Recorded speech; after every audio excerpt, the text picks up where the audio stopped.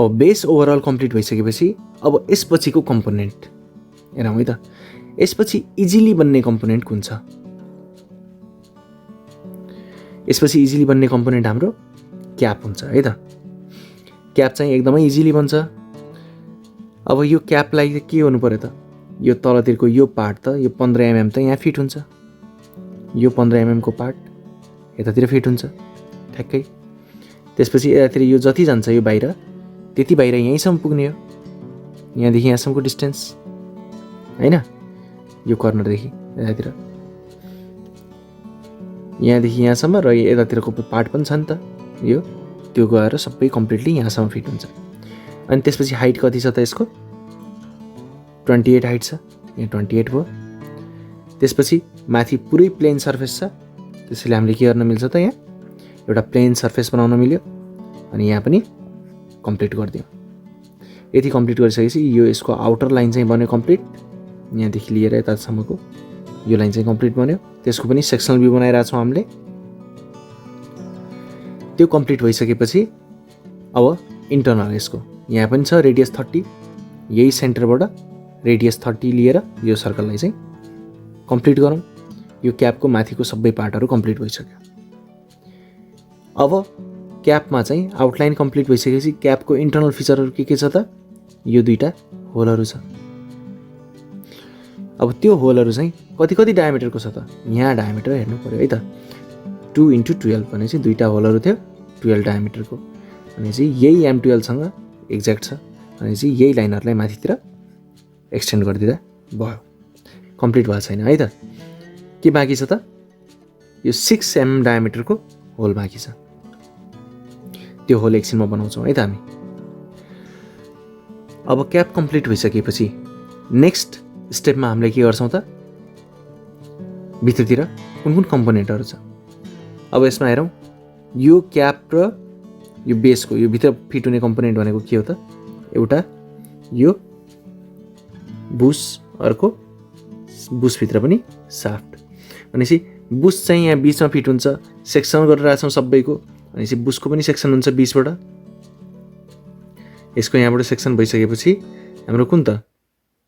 यो भित्रको यो डायमिटर जुन 60 mm डायमिटर छ त्यो डायमिटर हो यहाँ बस्ने। भनेपछि यो अलरेडी यो 60 mm डायमिटरको यसको बाहिरको यो लाइन चाहिँ बनिसकेको छ। यसको इन्टरनल होल चाहिँ कुन हो त? यो 48 mm। अब त्यो 48 mm डायमिटरको होल चाहिँ यो बनाउँछौँ हामीले, कम्प्लिट गऱ्यौँ। अब धेरैजनाको क्वेसन के हुन्छ, यो बाहिरतिरको यो दुईटा कानहरू कता गयो भनेर। अब यहाँ बिचबाट काटेर फालिसक्यो भने त अगाडिबाट हेर्ने बेला त यो अगाडिको पार्ट त हामीले फालिसक्यौँ। यस्तो टाइपको बन्छ अब्जेक्ट।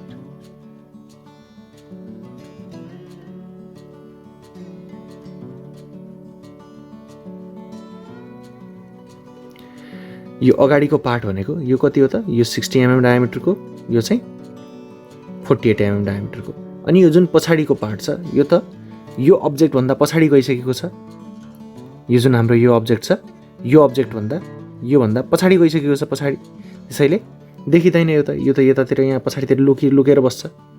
भनेपछि अगाडितिरको देखिने भनेको एउटा यो सर्कल 60 mm को सर्कल र 48 mm को सर्कल सेक्सन गरिसकेपछि त्यही दुईटा सर्कलहरू यहाँ देखिएको छ। अब साफ्ट कति डायमिटरको छ त? 48 डायमिटरको। भनेपछि हामीले साफ्टको लागि त केही ड्र नै गर्नु परेन, साफ्ट अलरेडी यहाँ बनिसक्यो, यो 48 डायमिटरमै बनिसक्यो। भनेपछि हाम्रो कुन कुन कम्पोनेन्टहरू कम्प्लिट भयो त?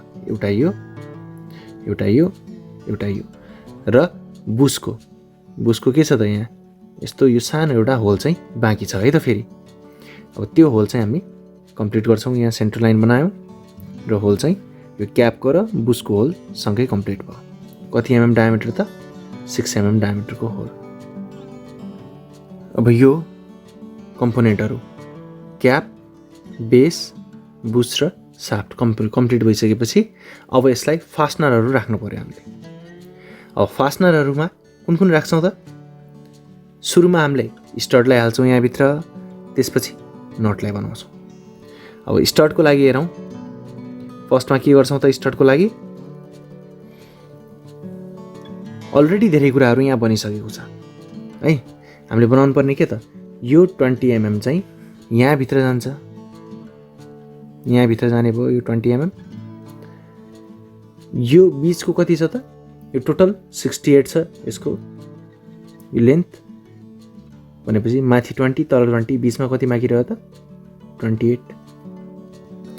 अनि त्यो 28 भनेको कहाँ छ?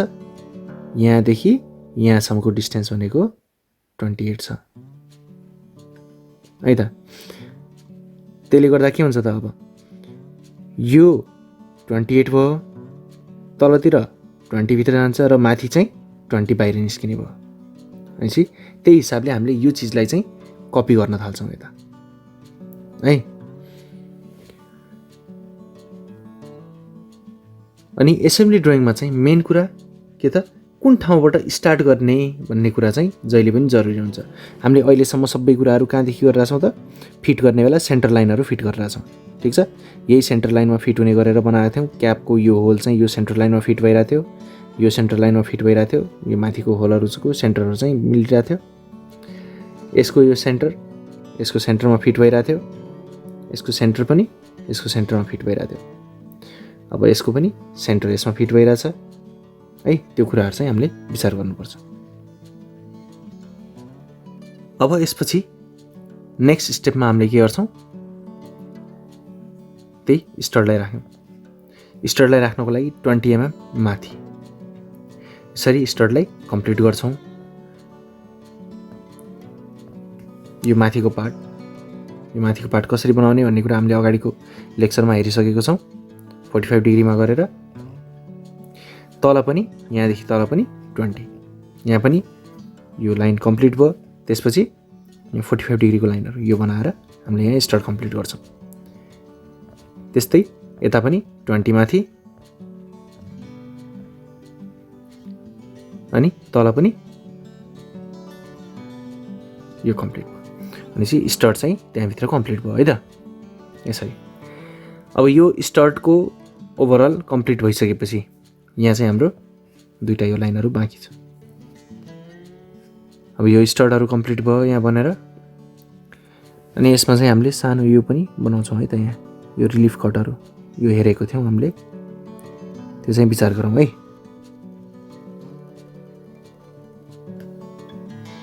यो हामीहरूले अगाडिको लेक्चरमा हेरिसकेको छौँ। अब यसपछि हामीले नटको काम सुरु गरौँ। नटको लागि के गर्नुपर्छ त? पहिला टप भ्यू बनाउँछौँ हामीले।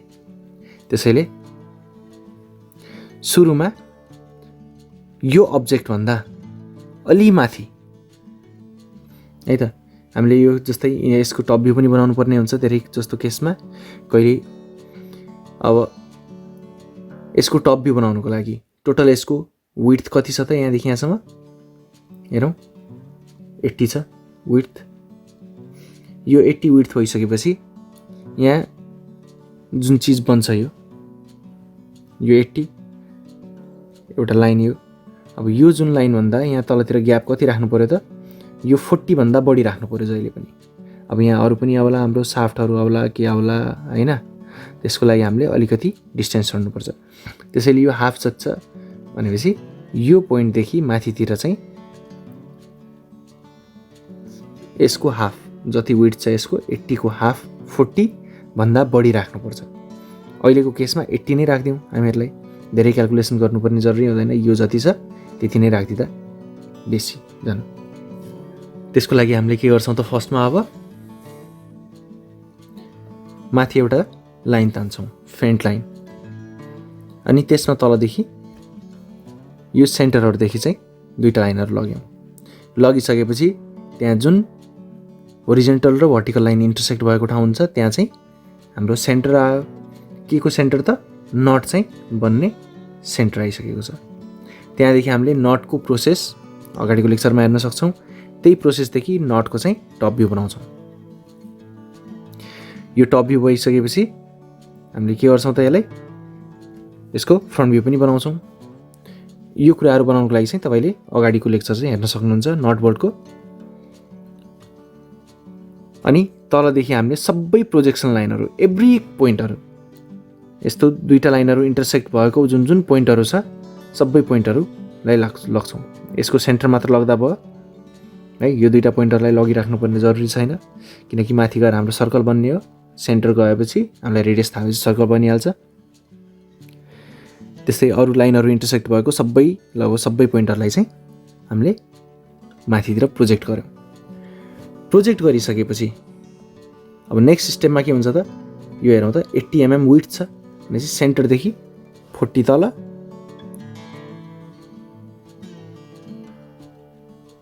र 40 माथि, हामीले तल र माथि यति गरेर यसलाई चाहिँ सबै यो ओभरअल रेक्टेङ्गल चाहिँ कम्प्लिट गर्छौँ। अब यो रेक्टेङ्गल कम्प्लिट गरिसकेपछि अब यसको अरू डिटेलहरू हेरौँ। अब यसको यो जुन पार्ट छ, यो पार्ट, यसको लागि सेन्टर हामीलाई थाहा छ, यही भइहाल्यो। यताको पार्टको लागि सेन्टर भनेको यही नटको चाहिँ सेन्टर भयो। त्यही सेन्टरदेखि हामीले त्यहाँ पनि यो र यो दुईटा सेन्टर बनाउन सक्छौँ।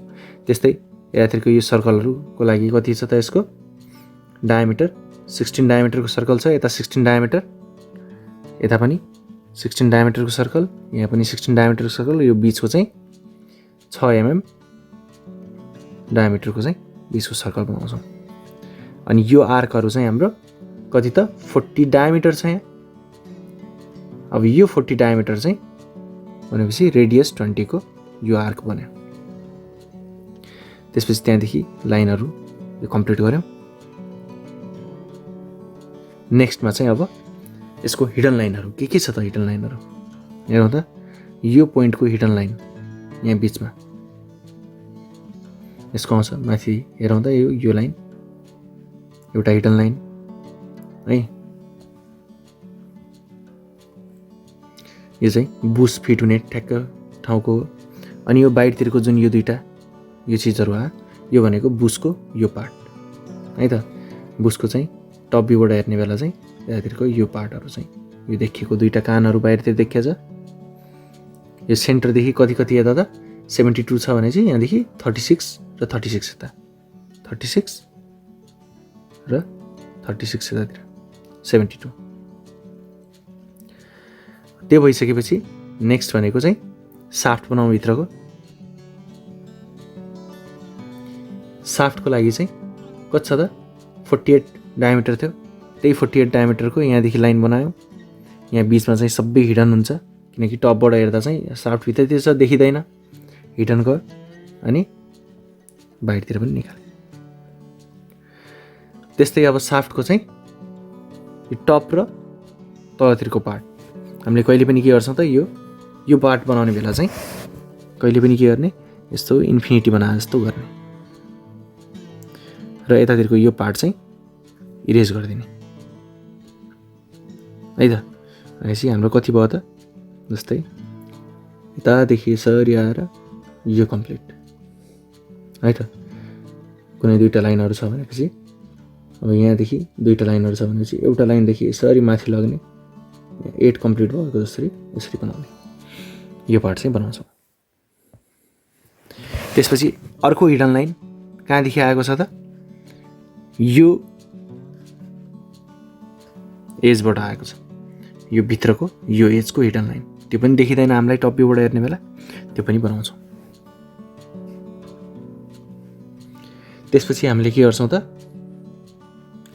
यो कटिङ प्लेन लाइन चाहिँ बनाउँछौँ, किनकि हामीले यहाँ सेक्सनल भ्यू बनाइरहेछौँ, त्यसैले गर्दा यहाँ पनि कटिङ प्लेन लाइन आउँछ।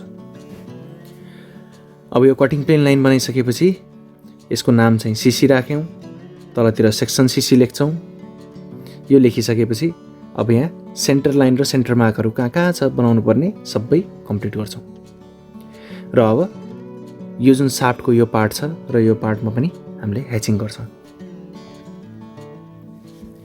र अब डिफ्रेन्ट कम्पोनेन्टलाई डिफ्रेन्ट ह्याचिङ दिनुपर्ने हुन्छ। हाम्रो कतिवटा कम्पोनेन्ट छ त ह्याच गर्नुपर्ने, एउटा दुईटा 1 2 3 र 4वटा कम्पोनेन्ट भनेपछि 4वटा टाइपको ह्याचिङहरू हुनु पर्यो। जस्तै एउटा चाहिँ यो 45 डिग्रीमा ह्याचिङ गऱ्यौँ भनेपछि अर्को अपोजिट डिरेक्सनमा 45 डिग्री अर 30 डिग्रीमा ह्याचिङ गरौँ। त्यस्तै अर्को पनि ह्याचिङ गरौँ, तर यहाँ चाहिँ ग्याप चाहिँ डिफ्रेन्ट छ भनेपछि दुईवटा फरक देखिरहेछ, फरक देखिने गरेर भन्नु पर्यो।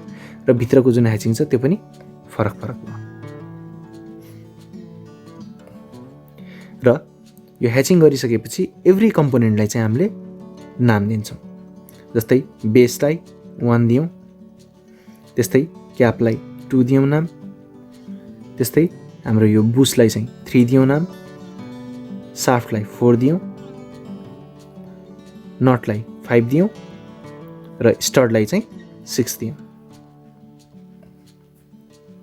यो नामहरू दिइसकेपछि हामीले यसपछि के गर्छौँ, एउटा पार्ट लिस्ट बनाउँछौँ।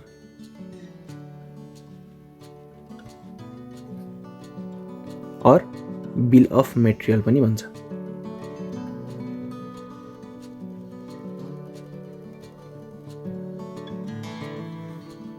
अब यो पार्ट लिस्टमा हामीले के गर्छौँ त, यो 1 नम्बरलाई यहाँ एसएन सिरियल नम्बर 1 मा के छ, बेस छ, यसको मेटेरियल के छ त, कास्ट आइरन, अनि क्वान्टिटी 1 अफ एउटा छ, रिमार्क्समा केही पनि छैन।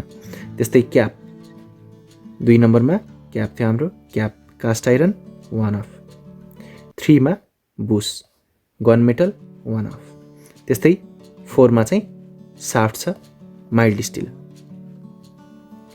त्यो पनि 1 अफ, अनि 5 मा चाहिँ हेक्स नट छ, 5 मा हेक्स नट कुनको छ त, माइल्ड स्टिलको बनेको छ, अनि 2 अफ, अनि यसको चाहिँ रिमार्क्समा चाहिँ M12 को छ हेक्स नट भनेर लेख्दा हुन्छ।